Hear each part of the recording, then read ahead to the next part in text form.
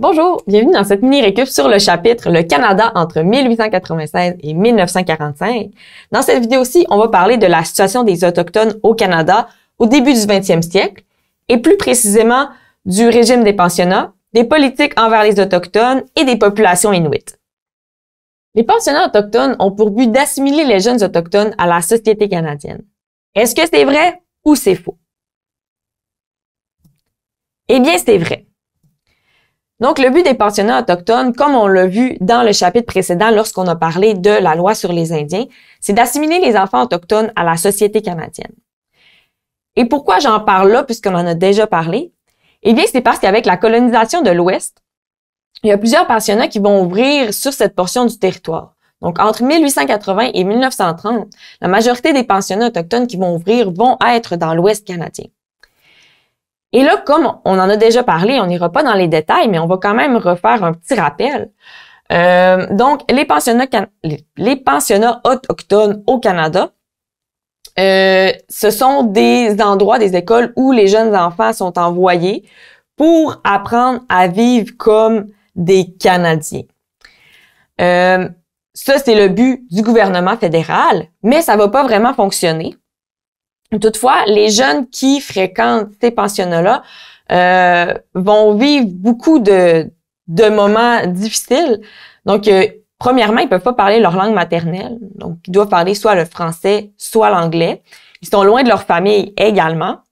Par la suite, il y a plusieurs enfants qui vont vivre des abus physiques, des abus sexuels. Donc, ça va être très difficile pour les générations d'enfants qui vont fréquenter les pensionnats. Et encore aujourd'hui, ces personnes-là et les générations suivantes ont encore des séquelles de ces pensionnats-là. La loi des Indiens de 1876 donne pas les résultats attendus par le gouvernement canadien, qui est l'assimilation des peuples autochtones canadiens. Donc, pour essayer d'atteindre son but, le gouvernement canadien va ajouter des mesures supplémentaires à la loi sur les Indiens. On va pas toutes les nommer, mais on va en regarder quelques-unes pour te donner des exemples. Par exemple, en 1914, le gouvernement canadien va interdire le port d'habits traditionnels et les danses traditionnelles en dehors des réserves. Donc, si les Autochtones sortent de leur réserve, ils peuvent pas porter leurs habits traditionnels. Par la suite, à partir de 1920, le gouvernement a encore plus de pouvoir pour obliger les jeunes à fréquenter les pensionnats. Donc, avant, ils insistaient déjà beaucoup, mais là, ils ont plus de pouvoir, puis ils peuvent obliger les jeunes à fréquenter les pensionnats. Et si les parents refusent d'envoyer leurs jeunes dans les pensionnats, ils peuvent recevoir des amendes ou même une peine d'emprisonnement. Par la suite, une autre mesure qui va être ajoutée à partir de 1927, c'est que les Autochtones ne peuvent plus engager d'avocats pour défendre leurs droits territoriaux. Donc, ce sont des exemples de mesures supplémentaires qui vont être ajoutées à la loi sur les Indiens. Bien sûr, les Autochtones vont vouloir défendre leurs droits, vont vouloir revendiquer leurs droits et leurs libertés. Ils vont mettre en place différentes choses. Par exemple, ils vont créer la Ligue des Indiens du Canada qui va avoir pour but de revendiquer ces droits-là puis d'essayer de communiquer avec le gouvernement.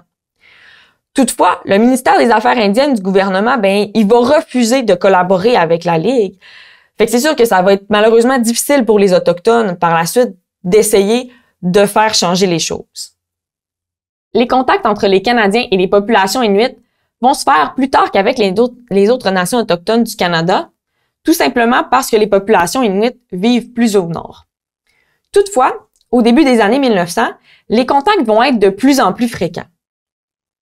Et les Inuits ne sont pas soumis à la loi sur les Indiens de 1876. Et là, ça amène une question au gouvernement qui se demande qui gère les populations inuites. Ça fait en sorte qu'en 1939, la Cour suprême du Canada va décréter que les populations inuites sont des Indiens au sens de la loi de 1867 et qu'il considère alors que les populations inuites ne sont pas capables de se gérer eux-mêmes et de se prendre en charge, ce qui fait en sorte que c'est le gouvernement du Canada qui doit s'occuper des populations inuites. Donc, à partir de 1939, la décision est prise que les populations inuites doivent être gérées par le gouvernement du Canada. Toutefois, il faut faire attention, même si c'est le gouvernement du Canada qui va s'occuper des populations inuites, celles-ci ne sont pas soumises à la loi sur les Indiens. C'est la fin de cette mini-récup sur le chapitre « Le Canada entre 1896 et 1945 » sur la situation des Autochtones au début du 20e siècle. Je t'invite à aller écouter les autres vidéos du module pour compléter ta révision.